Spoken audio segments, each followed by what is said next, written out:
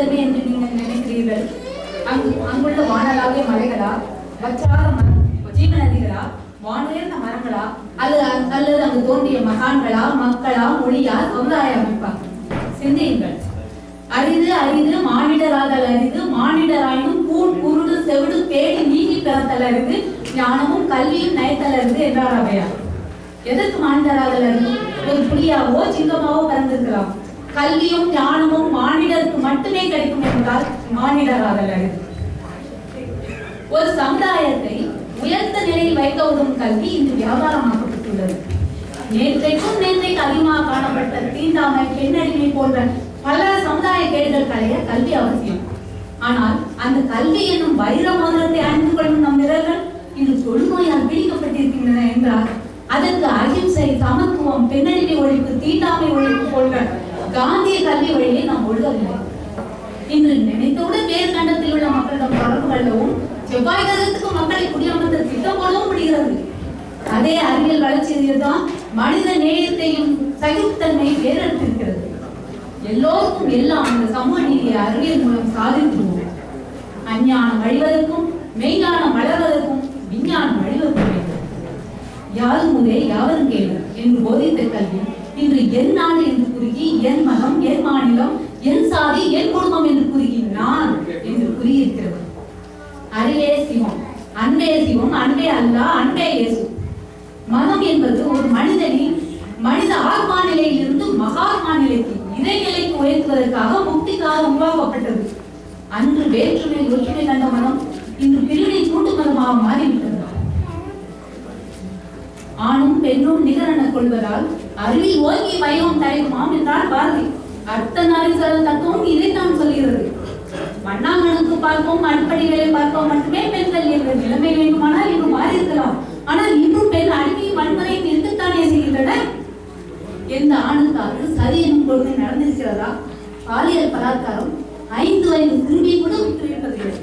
இது இந்த உலக சமுதாயத்தின் முன்னேற்றமா அல்லது தலைமுறைமா என்று சிந்தியுங்கள். கைபேசியை உபயோகிக்க சொல்லிக் கொடுக்கும் கையாதான் பெண்ணையும் சீரழிக்க சொல்லிக் கொடுக்கின்றன இன்றைய வாழ்க்கை முறை. பெண்களை வெறும் போக பொருளாகவும் அடிமையாகவும் நடத்திவிட்டு கோயிலுக்கு சென்று பெண் தெய்வ வழிபாடு செய்வதால் என்ன பயன் என்று சிந்திக்க சொல்லிக் கொடுக்காத சமுதாயம் எத்தகைய சமுதாயம்? அன்றோ ஒரு பாண்டாளின் துளி உரியப்பட்டது, ஒரு கிருஷ்ணர் வந்தார்.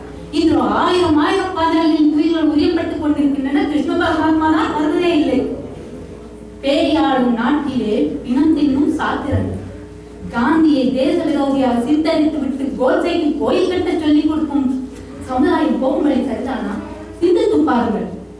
எந்த நிலம் இருந்தாலும் அவையாவும் ஒரே தரம் என்றோ, இந்த நிலம் சிறிதென்று இத்து ஏற்றம் என்று சொல்லலாமோ?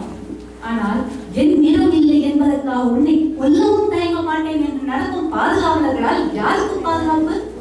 இந்த நிலையற்ற மனிதனை நினைத்து விட்டால் நெஞ்சு பொறுத்ததில்லையே என்று பாட எண்ணுகிறது.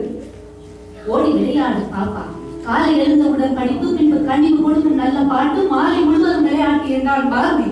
ஆனால் இன்றும் பாப்பாக்கள் திறகொடிக்கப்பட்டு டீக்கடை வேலையாளராகவும், கூலி தொழிலாளராகவும், வீதியோர பிச்சைக்காரர்களாகவும், வன்முறை கூட்டங்களில் கைப்பாவைகளாகவும், பாலியல் தொழிலாளர்களாகவும் சீரழிப்படுத்திக் கொண்டிருக்கிறார்கள்.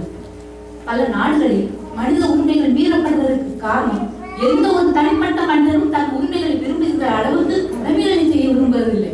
இந்த உரிமைகள் பாதுகாக்கப்பட வேண்டும் என்றால் ஒவ்வொரு மனிதனிடமும் விழிப்புணர்ச்சியும் தீங்கை தட்டி கேட்கும் துணிவும் தேவை. ஆம், மனநீதி குறைவது நீதி விளங்குவோர் இல்லை என்பதால் அல்ல, மணி அடிக்கும் பசுக்கள் இல்லை என்பதால். விவேகானந்தரின் பார்வைக்கு பதுங்கிய காடை மாட்டிக்கு நாம் பயப்படுவதை பார்வையின் பாடல்கள் தான் நாம் வீரத்தை தேட வேண்டும். ஆயிரம் மலாலாக்களும் சத்தியவர்த்திகளும் லூதர்கிங்களும் பெரியார்களும் தேவை இந்த சமுதாயத்தை களையெடுக்க.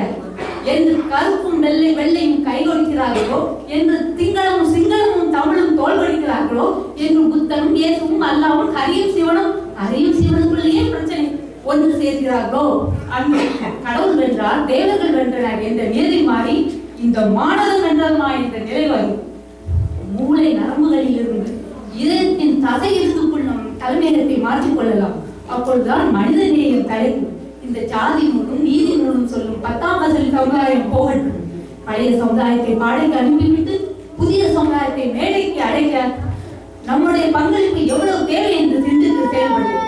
இதுவரை என் பார்வை இன்றைய சமுதாயம் என்ற கண்ணோட்டத்தை வைத்து விட்டேன். இனி சிந்தித்து செயல்பட வேண்டியது உங்கள் கடமை.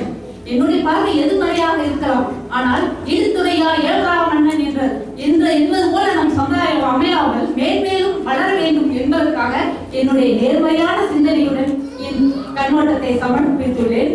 நன்றி.